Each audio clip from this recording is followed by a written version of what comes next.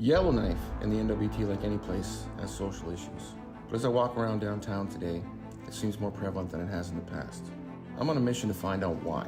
My name is John Stanley, and this is the Storytime Podcast.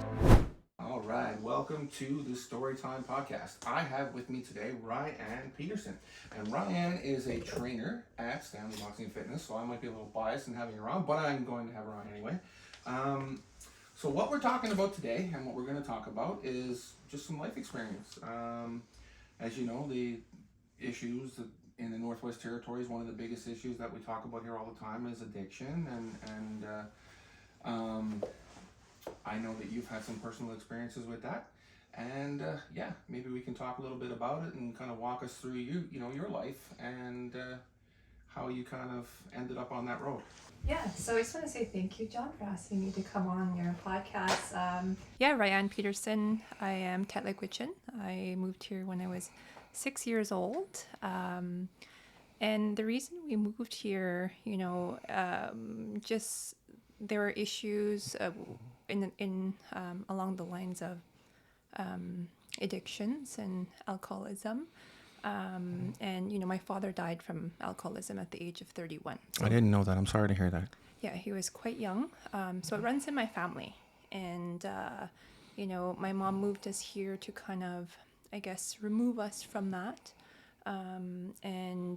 But the thing about alcoholism and addiction is no matter where you go, it follows. Mm-hmm. My father ended up passing away. And it just remained in our life. It just, it kind of followed us and stayed. I don't want to share too much about my mom's story, but, it was also my story. So the household, we kind of, there was a lot of abuse, and that's just, I've come to a place of acceptance around that. And so I'll speak about it. And it was a very hard time in our life, very traumatic.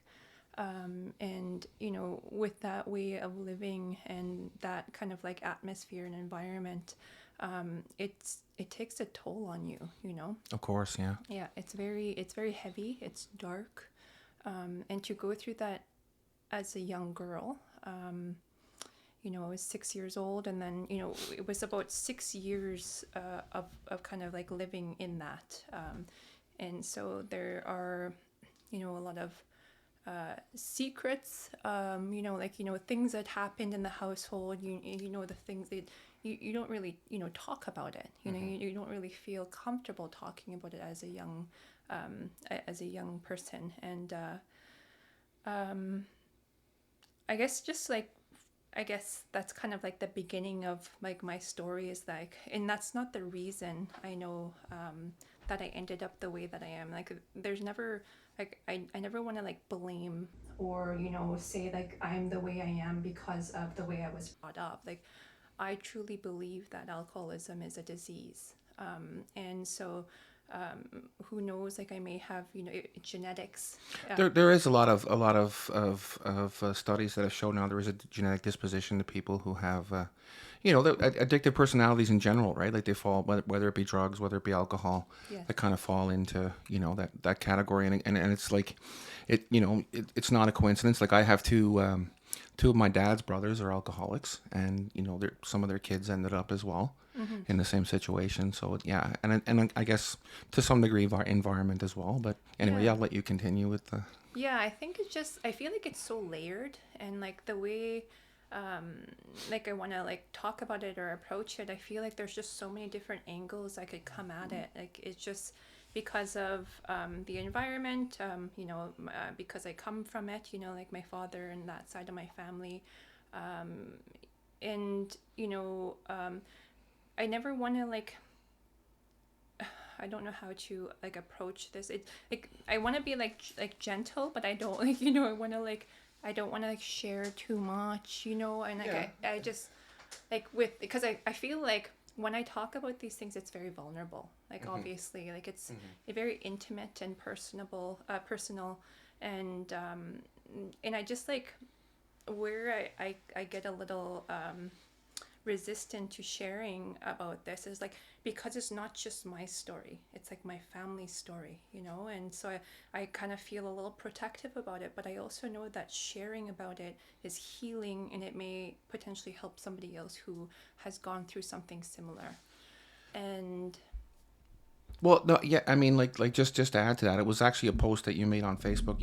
I know you just came back from Toronto and you ran the marathon there, and you made a pretty a vulnerable, emotional post, kind of opening up about the situation. And I mean, I already knew some of this about you anyway, but it was something that I thought, well, you know what, that's a great story because, I mean, in the end, it's about how the story ends, and your story is ending quite well. I mean, you know, you've pretty much beaten this, and you've gotten your life. I mean, there's always going to be, something in the back of your mind, kind of that keeps it there. But at the same time, you've moved forward. You've moved into a life of fitness. You've made your life a positive thing now. So, like, yeah, I mean, the big thing is I want you to share, but I want you to share it in a way that you're comfortable with, right? yes, so I think like yes, that's the focus. I feel like that's the important focus, is like what it's like now. So like what my life is like now.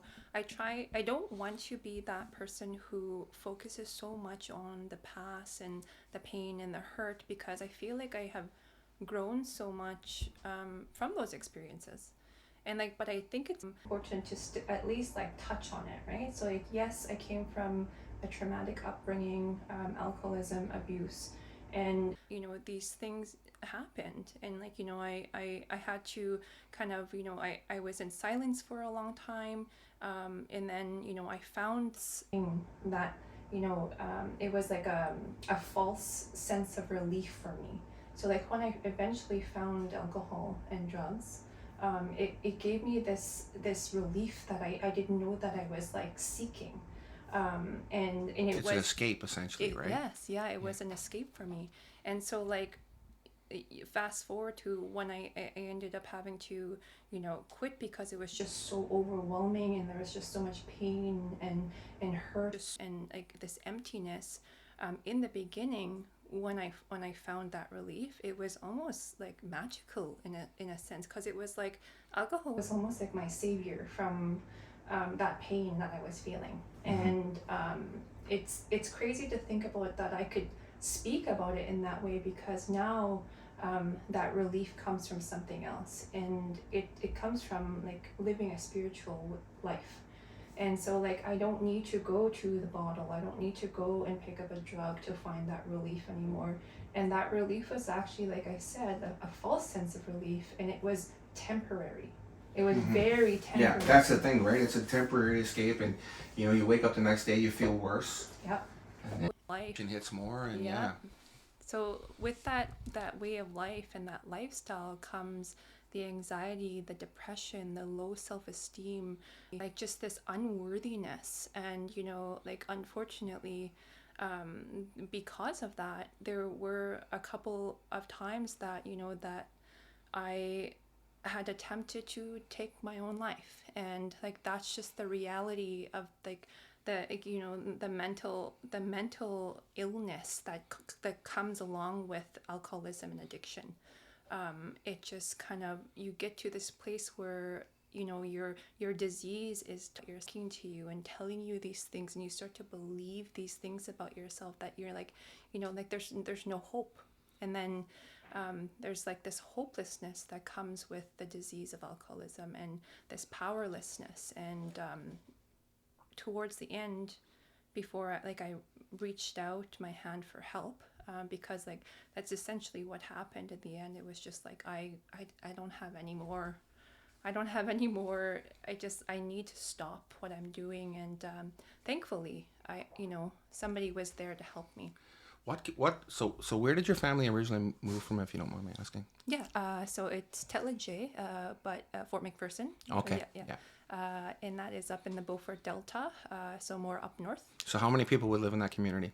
I believe they're at 900 now. Okay, so it's very small. Yes, yeah, Small. under 1,000 for sure. Yeah, we moved there. We moved from there when I was 6, and I try to go back annually. Because that's where my roots are. And For sure, yeah.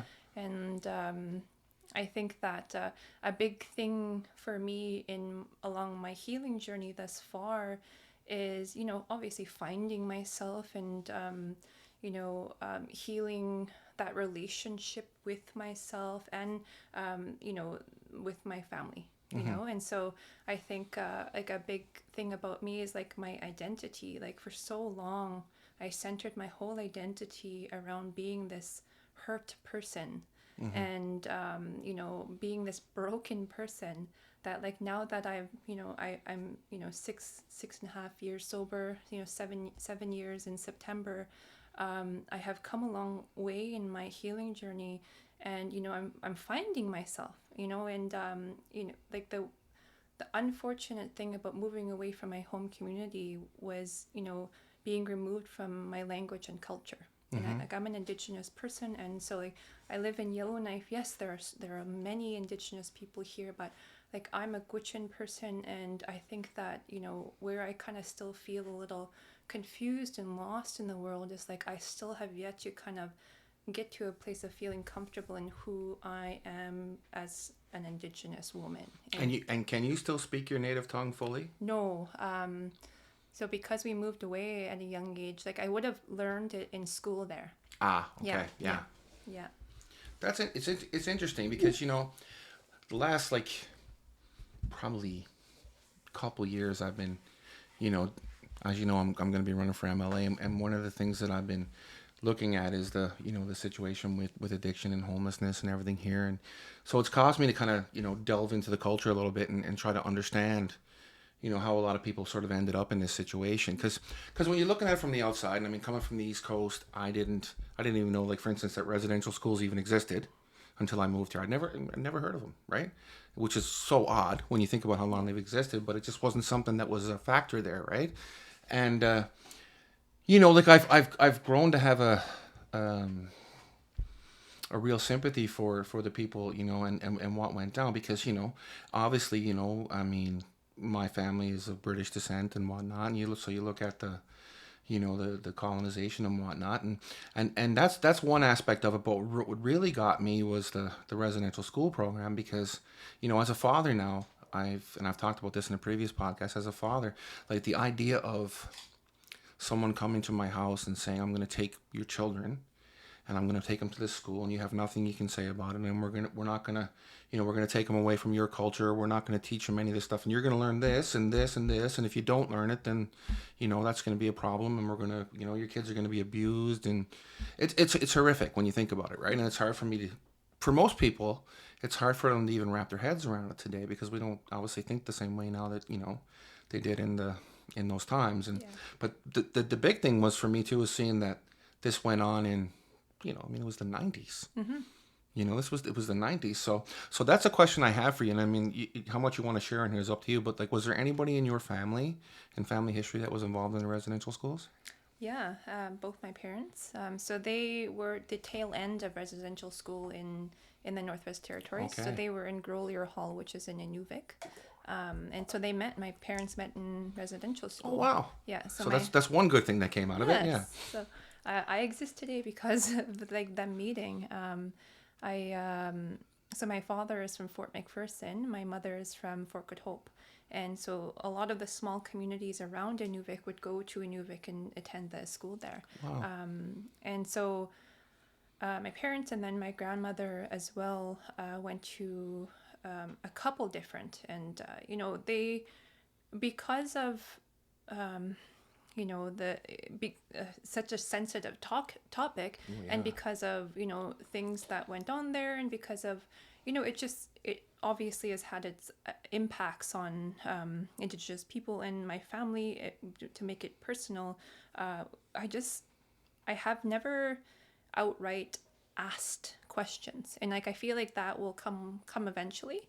And I know that along in my life thus far, my mom and my grandmother have shared bits and pieces, and they've been very selective about what they've shared, and I think that with time and healing, and with my own growth, I'll get to a place of maybe feeling comfortable sitting down and asking more questions.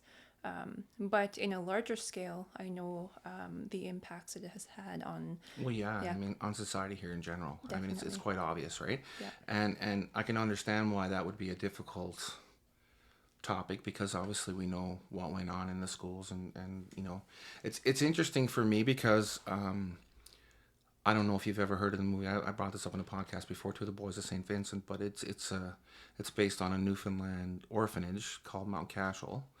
And Mount Cashel was one of the first Christian orphanages that kind of came to light. The abuse came to light, and there was like so many people in orphans in that community that were abused. And but like the what's really interesting to me, and the difference being that these kids didn't have parents, they didn't have families, and that's the difference, right?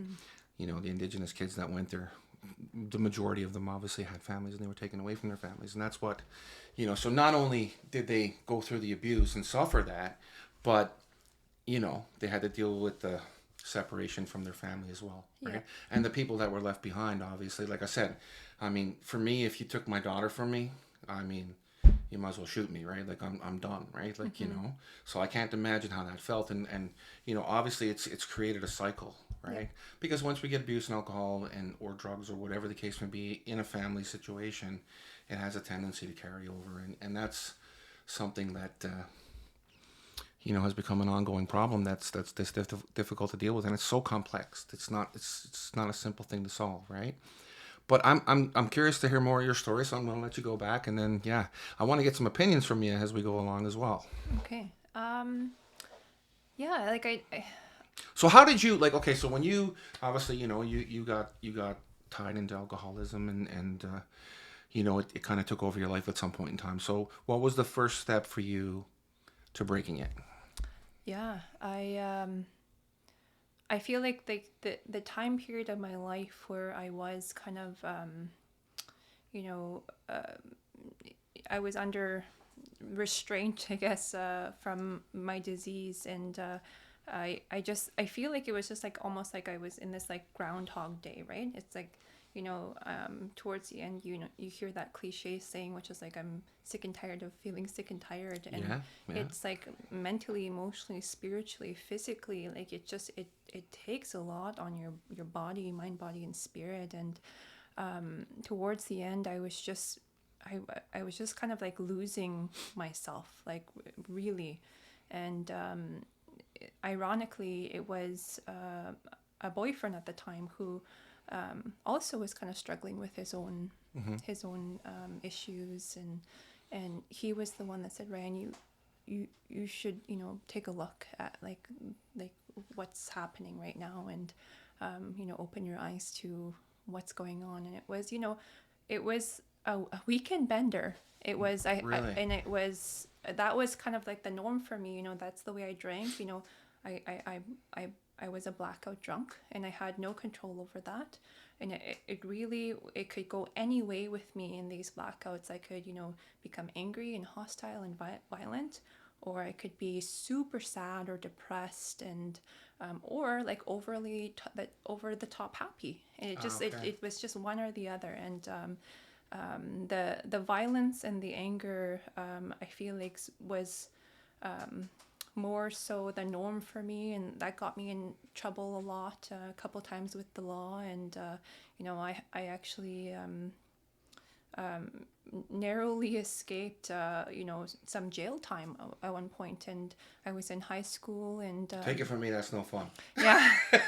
I was put on house arrest, and like these moments when I look back on my years of drinking, like these were big red flag moments. These were big rock bottom moments for me that should have opened my eyes, but like there was no learning for me then. You weren't there yet. I wasn't there yet. Yeah. So it took me. It was at the age of 26 that I finally surrendered, and I use that term because that's essentially what had happened internally. It was like I had surrendered to all the pain and the torment, and the guilt and shame, all those things that were happening internally.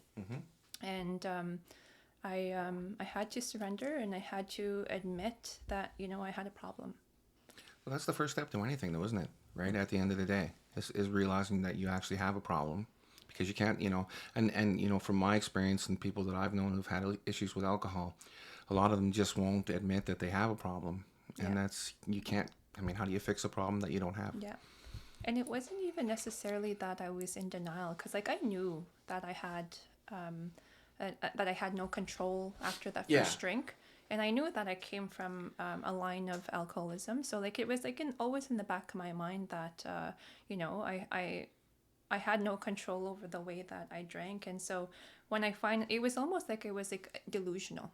That's the way that I would put it. I was like, everything's fine, like it's fine. And I would kind of like brush it off. Well, we can convince ourselves of a lot of things. But question now, so like, were you someone who drank every single day, or were you someone who would go like days without drinking and then just binge and go into it that kind of way?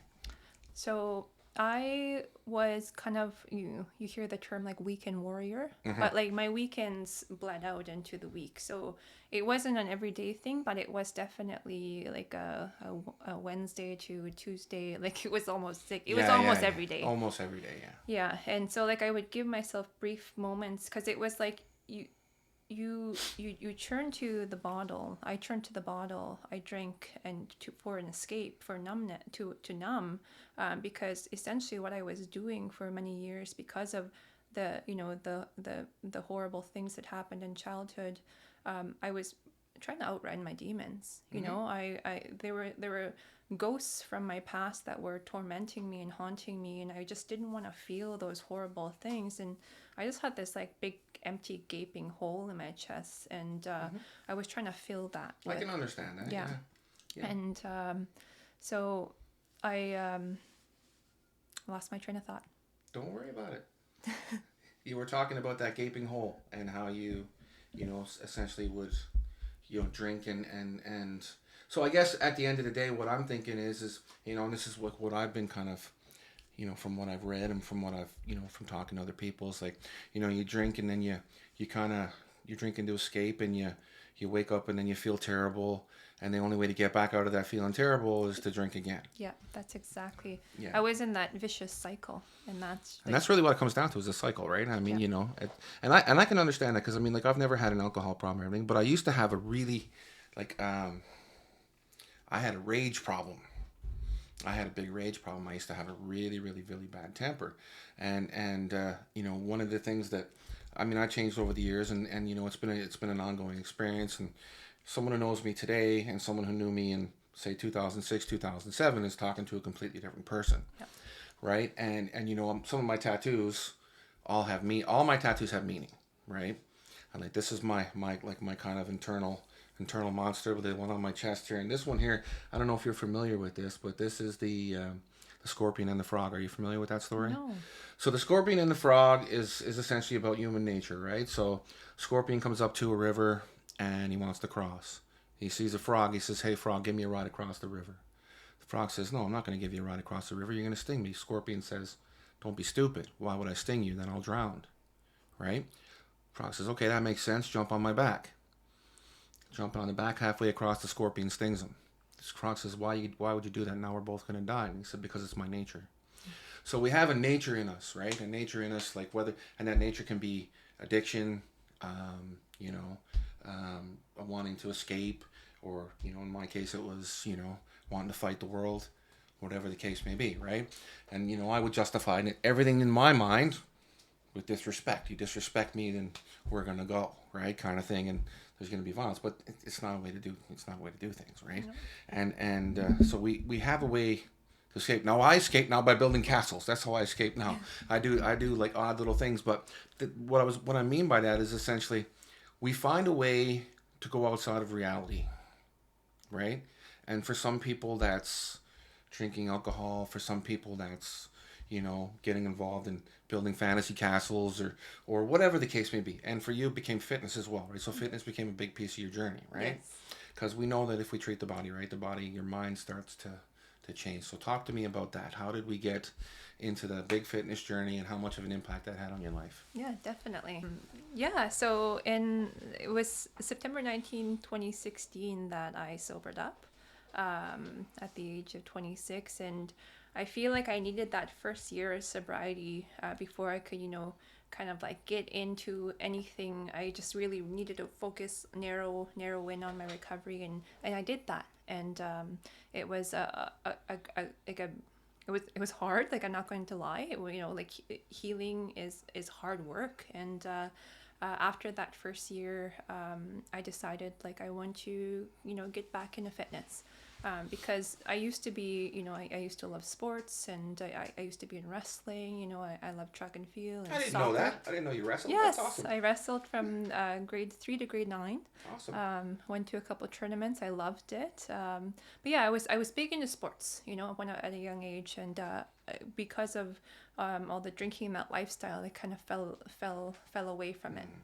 And so, I saw the advertising for the Life Change here, and I decided to try that out. And the way that they kind of market it is for, like, beginners. And, like, I felt like, because I hadn't been in it for so long, that I needed something kind of basic. And so I started out with the Life Change. I loved it, fell in love with this gym. It might have been a year later that I did the training to become a fitness trainer, and then I started working here. And How messed up is it that I gotta tell you something. So as you know, I originally started the gym, and then I brought Scott in after, and I brought Scott in 2012, and I came up with the idea for the Life Change program. And the reason I came up with that idea was because I saw a lot of people coming in, and they were in that situation. They hadn't worked out in a long time. They were intimidated by regular gyms. And Scott seemed like the perfect guy to run that program. So it's how we started working together, because he'd been a guy who'd been, like, really heavy, and he'd already brought himself down and, become a super fit dude and all that kind of stuff. And but I had no idea that you started in the Life Change program. Yeah. I didn't even realize that. Yeah. That's weird. Anyway, go ahead. Yeah, it was. I feel that, a big part of recovery and healing for me, there are so many different layers to, like, what brings me happiness and joy and contentment and all these great things. Fitness really helps with my mental health. And I do seek out outside. I do seek out therapy as well. Of course, yeah. I do all these things that kind of keep me level-headed today, and in a right place spiritually. And I just feel like fitness, and I really enjoy, like, strength training. Like, strength training is my jam. Like, that's my... Make your body strong. Yes. Everything goes with it, right? Yes. And, like, I love the HIIT aspect of the gym too. Like, I just, when I look, like, I had one of those moments this past week at one of our workouts this week. I programmed the workout. Sometimes I'm selfish when I program, because I program it for myself, because I like these movements. And I did the workout, and I crushed the workout.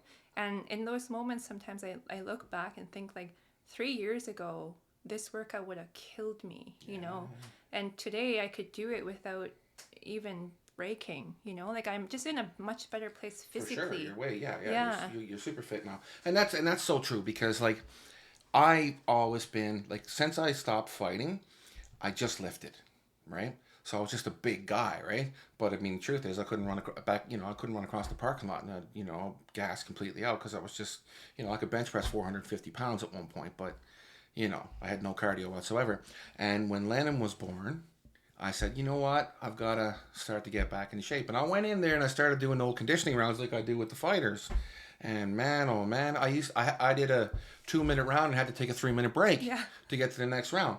And now, like just this week, I was doing it, and with Scott and I were doing the conditioning together, and your heart rate hit 150 or whatever, and my heart rate was back down to 80 in less than a minute. And I'm going to be 52 years old this year, so that I was pretty impressed with that. But it's crazy how much it, and how much you feel the success of it, like, okay, I couldn't do this. Exactly. I couldn't do this, but that's the thing, you can, right? Like, if you put the time in and push, you can do it. And I mean, that's it's a big step of keeping yourself level, right? Like, like, I find my mood's way better. Yeah. Since I've gotten back in that kind of shape and stuff like that, Definitely. Right? Yes. It definitely is a benefit to mental health. Sorry. No, it's okay. You know what? And actually, because I'm glad we paused there for a second, because so we've talked about the fitness side of things, and you mentioned something to me. You mentioned spirituality. Now I don't know what you mean by spirituality. So because like I'll tell you a little bit about me, just so you know this. A lot of people don't know this. I used to teach Christianity. So there was a program called the Alpha Group, and the Alpha Group was a group that basically was designed to bring people back into Christianity, born again Christians, right? Okay, and it wasn't any particular church, nothing like that. It wasn't anything like that. Although there were people from particular churches, some churches involved in it, but it wasn't about. I was raised a Catholic, right? I have not been in a Catholic church in a very long time for obvious reasons, right? Not a fan of the Catholic Church, not a fan. But what I realized, because I went away from it for a long time, and when I went down my kind of dark path, and they call that a backslide in Christianity, right? But I went down a dark path, but what I realized is it's not, for me, it's not about the church. It's not about the people in the church. It's about what I believe and what I feel, right? And spirituality comes in all kinds of things. And I spent a lot of time reading and studying about different religions and different ideas, right? And I even read, the Quran, and I've looked at, a lot of Buddhism, all that kind of stuff and everything else. I still consider myself a Christian, but recently I read this book called, Zane can help me with this. Journey of Souls? Journey of Souls. So Journey of Souls is a book that essentially this professor, PhD, did a study through hypnotism. And through the hypnotism, he was able to get into people's past lives. Okay? And these people were talking from a spiritual sense. And it was thousands of people involved. Like they did the study. And they all had the same kind of thing, right? And it's not about a lot of the things that we learn in religion, right? Because the thing is about religion can be perverted, right? Like for man's benefit, right? So spirituality is a different thing. But anyway, so that's my perspective on it. And spirituality for me is a big thing, because I pray every day, all that kind of stuff. But I think at the end of the day, for me, what I realized is it's about being a good person, or try and be the best person that you can be, right? And be in touch and respect everyone and everything around you, kind of thing. And because we can go to church every week and still be a piece of crap, right? At the end of the day, it doesn't make you a good person, right? So, what is it that you would call what would be your spiritual journey? Yeah, for sure. I grew up in a religious household. My mom is Catholic. I have a stepfather today. They're both, they go to the church, and but for for obvious reasons, I guess not Struggle obvious. with that. Yeah. Just I struggle with the religious aspect of, I guess, just religion in general. But the way that along my healing journey after sobering up is, I had to release some things. I had to, let go and, find acceptance. And there's just there are big pivotal moments along my healing journey. And within these moments is when I had, I would like to call them spiritual experiences. Mm-hmm. And, I don't consider myself religious today. Yes, I grew up in a religious household, but I would like to consider myself spiritual. And just the fact that, I feel in, I feel the presence of something bigger than myself, knowing that, I have been... Yeah, and that's just it, yeah, right? I just, I feel like I have been guided to where I am today, or, sometimes carried through, and, it's... What it is just just to kind of give an example here, when I used to drink, I would drink to get that relief, and I would have this brief moment where I would think everything's gonna be okay. And now in sobriety, I have those moments because I know that something bigger than myself is looking out for me. Mm-hmm.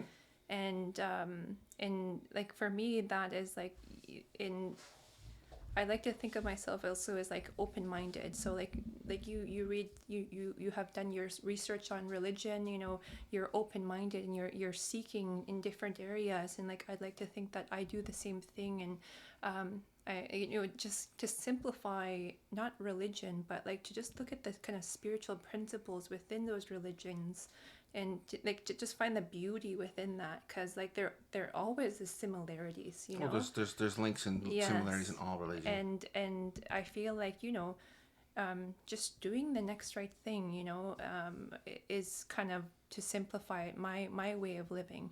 And you know, being kind and being of service, and you know, thinking of others. Like there are just you know, there are things that I kind of do throughout my day that you know, bring me contentment in my life. And for me, you know, I do pray.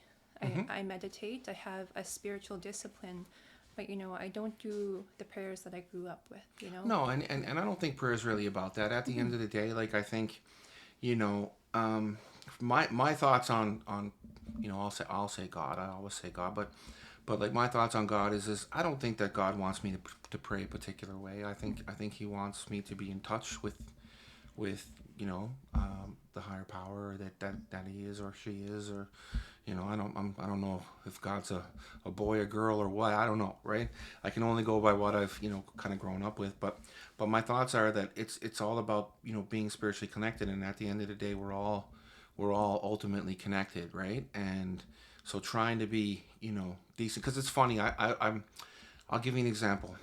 I don't want to name anyone's name, but I saw this young man the other day, and he was down by the grocery store. And I mean, you know, he's a little inebriated, right? Like in young Indigenous guy. And he was trying to get some food, right?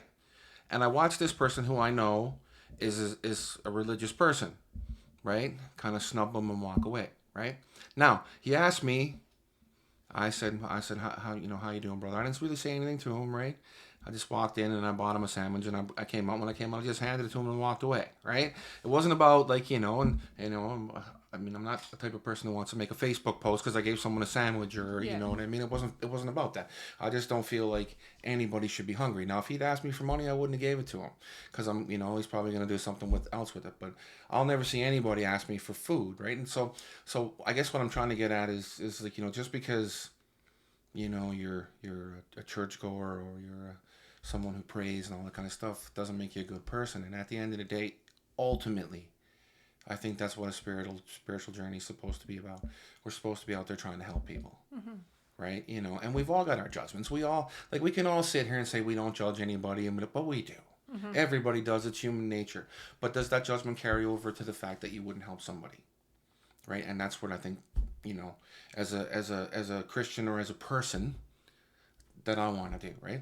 And I always struggle with saying Christian, and I'll tell you why I do. Because my dad, like my family are Christian, like are all Christian, but just the stuff that's happened, it almost makes me a little embarrassed to say it, and that bothers me as well, because it shouldn't, because that's not an example of what Christianity is supposed to be, right? Or spirituality, or whatever, right? And I don't care if someone's a Muslim or a Christian or whatever they are. I mean, you know, Zane's a Muslim. You know, we've got people all around us in all these different religions, and you know, fighting's kind of cool that way because it brings everybody together. But or even fitness, like I mean, you got every walk of life in the gym, right? And everybody gets along, and nobody cares about what anybody else is doing, right? But I also know how judgmental people can be, right? Most people, when they hear about my past, are been, you know, pretty cool about it. You know, like, okay, you made some mistakes in your life, all that kind of stuff. But you know, like recently there was an article. Couple of articles written about me running for MLA. One of them, I felt, quite honestly, was intended to do harm, right? You know, I don't know if it was or not, but that's certainly the way it came off. I don't think it worked. I got tons of positive energy come from it, and so many people contacted me and all that stuff. But I think there's a little bit, there are people who are always going to, and whether that's because you were, you know, involved in things, or because you had addiction issues or whatever, people are always going to judge. But I think most people will take your journey and say, okay, like this person's overcame all this, and they look at who you are now, right? And that's what's important. So your journey, you know, from what I can see, has been good. Now you've made some huge changes in your life and whatnot. So as a young Indigenous woman, here's what I want to ask you. If you were going to come up with a solution, not a solution, but some ideas on how we can get young people that are suffering in the same way, that have gone through that cycle and have had parents in the residential school program and all that kind of stuff, and you see all these people down there that are homeless, and I'm seeing more and more young people there, which is a little disturbing to me. What do you think? Like, what's the step? How do we start to change things? I feel like, you use the word complex about something else we talked about before, but I feel like this issue here in the Northwest Territories is definitely complex, and there are so many different routes we could take, to, I guess, what is the word that I'm searching for here? Kind of start them on the path to, like, because I had started at such a young age, I feel like, if there was something within schools, I definitely feel like there, you think about the DARE program, like that was one at when I was in grade 6. So that would have been well before I had even touched a drop of alcohol. But if there was things along the way, programs along the way, or just like, informational kind of, or, in high school they have, what do they call them? Comm classes. Yeah. Yeah. So like if people came into those, I feel like by the time that I was done high school, I was already so kind of deep in my addiction that, I just wasn't ready to hear, even if there was, it just, because it's such a personal thing that, you're not ready until you're ready. And I just know that from my own personal experience.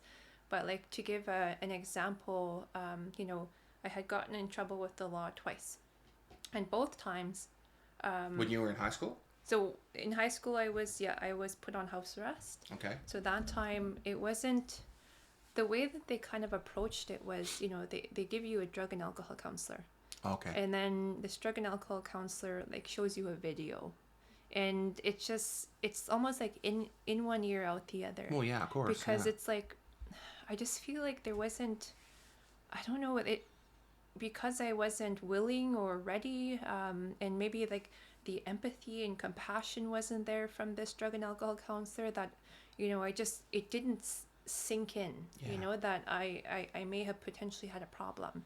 And then at the age of 21, again, I got into some trouble, and that's the time that I probably should have went to jail, and I didn't. And, I know that was something bigger than myself looking out for me. And that time, the judge could have told me, like, you need to go, get some help or something, but it didn't happen. My legal aid lawyer, they never approached it. I feel like the way that it should have been approached, because I feel like in those big moments, like these kind of like rock bottom, like red flag moments for me, if someone had said, you may have a disease of alcoholism, you should take a look at it, that maybe that would have opened my eyes. But I'm smiling because, and the reason I'm smiling is because this is exactly what I've been saying. Like, I feel youth is where this change has to happen. Yeah. And I've looked at, like, there's lots of programs in the Northwest Territories, but I don't feel like the proper path for those programs is there. And I think it really comes down to that. Like someone needs to be there to take these children, because I know there's so many issues. Like, look, we've got kids that, and I've heard stories about this from people. Kids that are coming from the indigenous communities that don't have enough food, their families are addicted, they're there's no one making sure they're going to school. So there's so many issues there. And one of the things we talked about was, okay, making sure everybody had enough food. And they do have some programs in place there, but I think that could go a little bit further. But then also is like, there needs to be better counseling available for youth. Yep. For youth in the schools. And because a lot of times, a lot of these kids just don't have, I wouldn't say, because I don't want to slight their parents, because their parents are suffering from addiction, but they don't have a positive role model in their life. They don't have someone that can kind of steer them in that direction and actually cares enough to want to do it. Yeah. And there's so many gaps. And we've been working a little bit with Home Base there, and I mean, that's a great program. But there's a lot of things, even as the adults, I mean, they come out of jail, they put them on the street. There's programs available, but we got to steer them into them.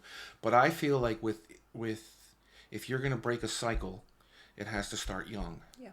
Young is the answer. And you know, like you were able to break this yourself, but you know, you may never have been in that situation if this kind of programming had been available and someone had said to you at a young age, listen, you're headed down a terrible path. I want to help you change that. Yeah. You know, I want you to go to this program. I'm going to help you and assist you to get to this program. It might have made a huge difference, right? And I think that's really where we've got to start looking at our youth. And then, you know, if we can reach enough youth, you know, gradually we're going to break that cycle. It's not going to happen overnight. I mean, it's been going on for a very long time. And you know, I mean, the shadow of the residential schools is going to continue for a long time. But if we're going to take it and break it, this is, in my opinion, where it needs to happen, right? Definitely. Because, you know, adults, I mean, you know, you got a 30, 40-year-old man or woman that's out on the street, you know, they need to want to make that change. Yeah. You're not going to make them at that point in their life. Yeah. They've been addicted for a long time. They've gone through whatever they've gone through. Like, if they don't choose to make that, you know, to make that change, it's just not going to happen, right? So I'm it's cool that you said that, because I felt like that's what I've been thinking, and you know, it's something that I'm pretty passionate about. Actually, I want to, you know, and it's one of the reasons that I decided I was going to run, was because I do see, because I mean, I worked with youth for a long time, and I've tried to help a lot of people. I mean, you remember Todd, and like a lot of, you know, I mean, there's a lot that I've wanted to help over the years, and I think coming from someone, I've had unique experience. I've never been addicted to anything in my life, but I have seen people come off addiction. Yeah. I have seen, and you know, worse than alcohol, like Oxycontin, all that stuff, and it's horrible, right? And it's hard, and some people's stories are not what people think they are, right? I heard a story of a young man that he had a back injury, right? He was put on Oxycontin. He got addicted. They took him off Oxycontin. He ended up on heroin. Got to a point where, you know, he was working, and he wasn't even getting high. I mean, he was getting enough heroin just to keep him functional. Yeah. And it's a horrible cycle, right? And you know, it like everyone kind of looks at, you know, people who drink or people who take drugs as, oh, well, whatever, it's a choice. But they don't understand, like, for some people, yeah. But for a lot of people, it's not. A lot of people, it's something that happened. You know, you can have as we talked about, maybe a genetic predisposition to it as well, but also, like, you know, and trauma in your life and everything else. It really does become a way to escape, right? Yeah. And that's what people use it as. So, you know, I mean, I think that's great. But anyway, I don't know if you have any other ideas that you'd like to share, but I think you're right 100% about that. That's very like insightful. So that's great. But what do you like? Is, you know, like, how do we reach them? Like, you know, if you were a counselor in the school, right? And I don't want to put you too much on the spot, but if you were a counselor in the school, like, what would you say to a kid who's in that position? You know, I kind of slightly touched on it, but yeah, just having maybe some type of class within the comm classes, but also just having, I guess, materials for these young folk. You know, I think that, you know, there are many different paths you can take on recovery, and, you know, the Northwest Territories will send people to the treatment facilities. You know, we unfortunately don't have one in the Northwest Territories. That's another thing we do need. Yes. Yeah, definitely. I am very fortunate that I got that I went to a treatment facility. You know, I'm very grateful that was a resource that I was able to use, and so I went away and you know, found healing there. You know, I think that, you know, it was more about discovery there, and then when I came home, it was about recovery. And yeah, I really don't have much more ideas. I just, like, I think empathy is a big thing too, right? Like, you know, thinking that the person that's actually talking to you actually cares. Yeah, that's a big thing for me. Like, I feel that before I sobered up, I feel like people were just telling me, you know, telling me, I know that they were, like, they cared. I know that they were worried, but for me, it was because of where I was at, and I was kind of, like, wrapped up in my own little world. It kind of just sounded like lecturing. And so when I finally did, you know, I was at the treatment facility. It was the first time that I ever really was open and willing to hear that people were empathetic and compassionate and cared about me. Not to say that the people before didn't. My eyes weren't open to it. And so I think that is definitely a big key piece in this, is just that like human interaction, that connection, that feeling like you have somebody to turn to is so important in recovery, because you can't do it on your own. Like I didn't do this on my own. No, of course not. Yeah, No. like There's always people I've out had there. so many people along my journey who that has been a big thing for me along my journey, is just having those like people. Like for me, when I think about them, they're like these spiritual giants who have, walked this path before me, and who have guided me and have helped me along the way. And so I hope to, and I have, but I hope to continue on this journey to be able to help others. Yeah, And and it's good. And it's good that you want to do that, because I think, like people who do counseling for a living and everything. Obviously, they care, but at the same time, I mean, when you're dealing with a lot of different people and everything, it's hard to make personal connections with everybody, right? So but it is an important facet, right? Like, I mean, at the end of the day, like you said, knowing that there's someone you can contact that actually cares, and I think someone who's actually been through it is even better, Yeah. because it's not just someone talking about something they learned in school. It's someone who's actually, like even when I talk to young people about staying away from the troubled life and stuff like that, hearing it from someone who's been there means a lot more than, say, hearing a police officer. Even though the police officer has the best of intentions, it's like, wow, you have to say that kind of thing, whereas someone who's been down the path themselves doesn't have to, right? So. But yeah, so this is awesome. I want to thank you for coming on and sharing your story, and I want to congratulate you on your your own journey. You've done a great job, and you could become a integral part of our team, and we really appreciate that. And I know we recently we started doing the posts about our trainers and whatnot, and you're well liked in the gym, and it's great to see someone that go through a battle and survive it and come out on top, right? So, I know how that feels, and I know you definitely have our support. So thanks for coming on. thank you so much for having me. Awesome. Appreciate it.